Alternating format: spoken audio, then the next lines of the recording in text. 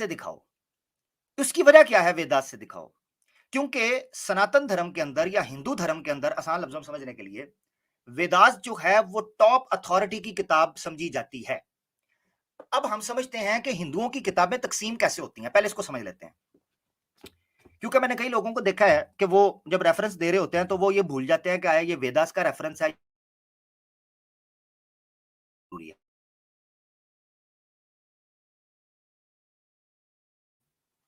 वो दो प्रकार के ऊपर होती हैं। अच्छा, मेरी आवाज थोड़ी सी ब्रेक होगी और थोड़ी सी ठीक हो जाएगी, आपने टेंशन नहीं लेनी। हाँ, अब ठीक हो जाएगी। ओके। हिंदुओं की किताबें दो प्रकार पर तकसीम होती हैं, two types of books Hinduism के अंदर दो कैटेगरी की हैं। नंबर 1 कहते हैं श्रुतीज और नंबर 2 कहते हैं स्मृतिज। श्रुतीज जो है उसका लिटरल मीनिंग होता है जो चीज सुनी हुई हो, हर्ड, लिसन, जिसका ताल्लुक सुनने से हो, यानी गुरु से सुनकर, ईश्वर से सुनकर, किसी देवता से सुनकर जो ज्ञान आगे सुनकर पेश किया जाए और इसको टॉप अथॉरिटी का रेवलेशन के तौर पर लिया जाता है कि ये रेवलेशन है, रेवलेशन है, उसको कहते हैं श्रुति। और स्मृति कहते हैं ऐसी किताबों को जो किसी गुरु ने लिखकर अपने ज्ञान से आपको लिखकर आगे दे दी हो, आसान भाषा के अंदर उसको कहते हैं स्मृतिज।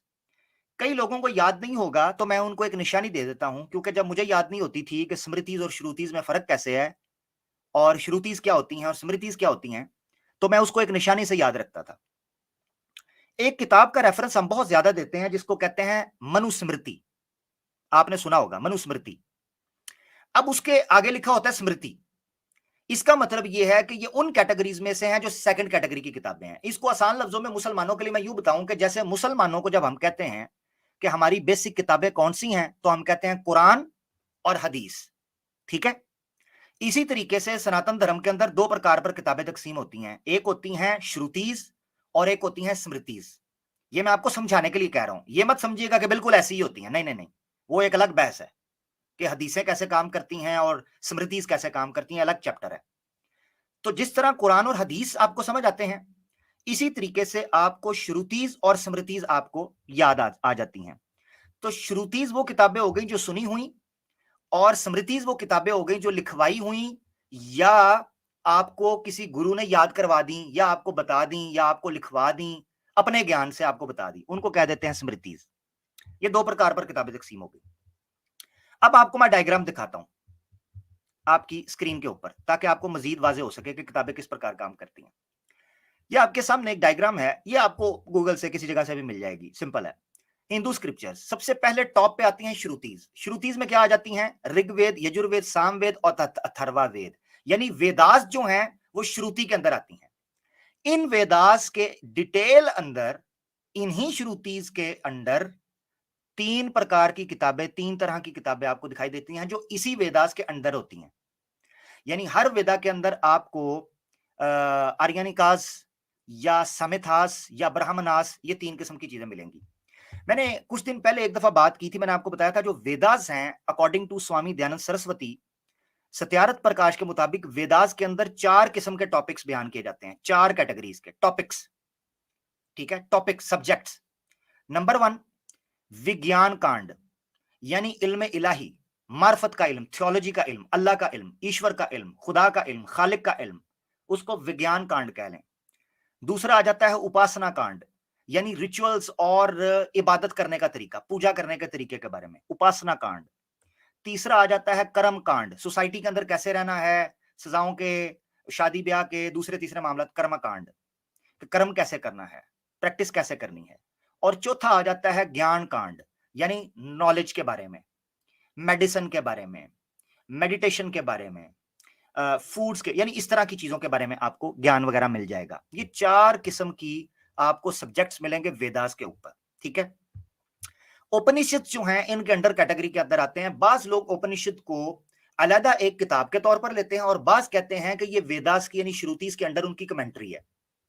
अच्छा, उपनिषद जो हैं ये जो कैनन तैयार किया गया 108 किताबों के ऊपर मुश्तमिल है, जिसमें छंदोग्य उपनिषद है, श्वेतरा उपनिषद है, इसके अलावा मुंदक उपनिषद है, इसके अलावा बृहद आर्यनका उपनिषद है, तत्रेया उपनिषद है, अतत्रेया उपनिषद है, यानी मुख्तलिफ किस्म की उपनिषद आपको मिल जाएंगी। 108 के करीब कैनन जो है वो उपनिषदों का तैयार किया गया।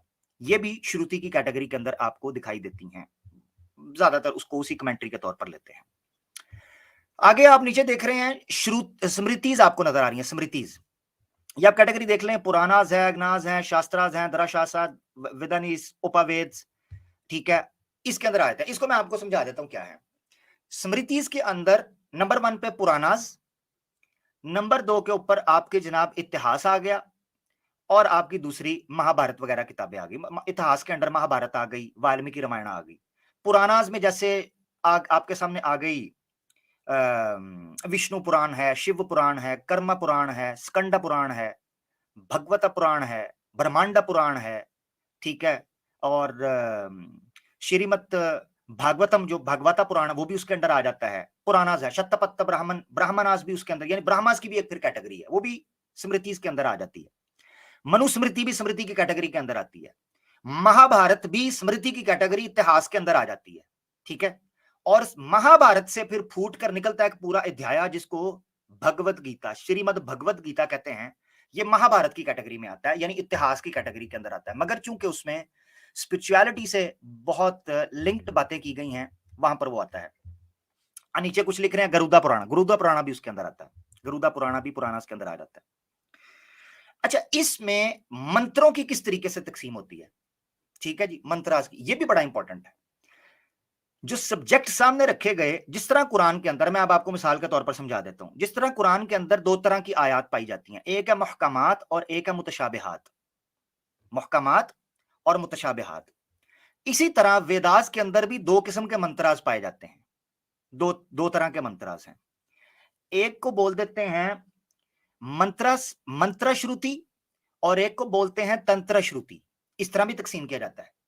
यानी मंत्र श्रुति का मतलब यह है कि ऐसे मंत्राज जिनका ताल्लुक अहकामात से हो, ऐसे करो, ऐसे ना करो, ये खाओ, ये पियो, ये काम करो, ये जंग ऐसे लड़नी है, पूजा ऐसे करनी है, इनका ताल्लुक हो जाता है मंत्र श्रुति के साथ।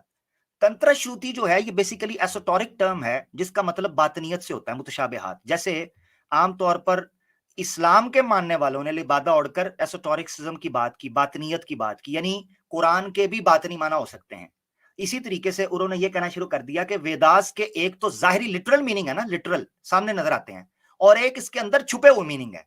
मजे की बात यह है कि इसी तरह की बात यहूदियों का जो एग्जिजिसिस है बाइबल को समझने के लिए, वो भी 4 चीजों के ऊपर खड़ा है। मिसाल के तौर पर एक रमज है, सूत है, मदराश है, और एक मदराश या दराश उसको बोलते हैं, रमज, सूद, और एक और है, उसका नाम मुझे भूल गया है, 4 हैं बरल।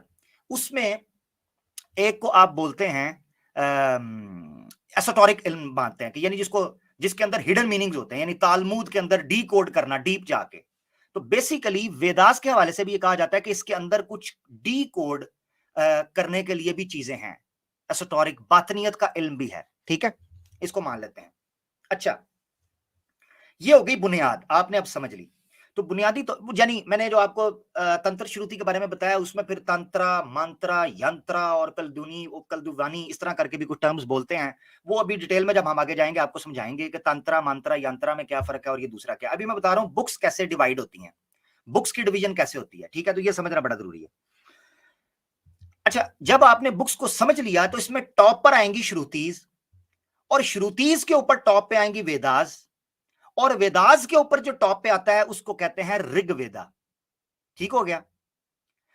मिसाल के तौर पर आप कुरान की मुख्तलिफ सूरतें हैं, कुरान 114 सूरतें हैं, ये मैं समझाने के लिए कह रहा हूं, मुसलमानों को रिलेट करने के लिए। कुरान की जैसे 114 सूरतें हैं, सारी की सारी सूरतें टॉप क्लास हैं, हम तो सबको एक जैसा मानते हैं। मगर आपने कई दफा सुना होगा सूरह यासीन को कुरान का दिल कहते हैं, सूरह यासीन बहुत लोग पढ़ते हैं। इसी तरह सूरह कहफ की जुम्मे के दिन की फजीलत बड़ी है, सूरह मुल्क जो है उसको रात को पढ़ने की फजीलत बड़ी है, आपको पता होगा, है जी। अच्छा, इसी तरीके से सूरह बकरा की आखिरी आयत की बड़ी अहमियत है। तो मकसद कहने का यह है कि इसी तरह वेदास की अपनी इंपॉर्टेंस है, सबकी सब, मगर ऋग्वेदा को वो टॉप प्रायोरिटी समझते हैं कि इसमें इस सारे नॉलेज का बुनियाद है, बेस है। ये है ऋग्वेदा की इंपॉर्टेंस इनके यहां। ठीक हो गया जी।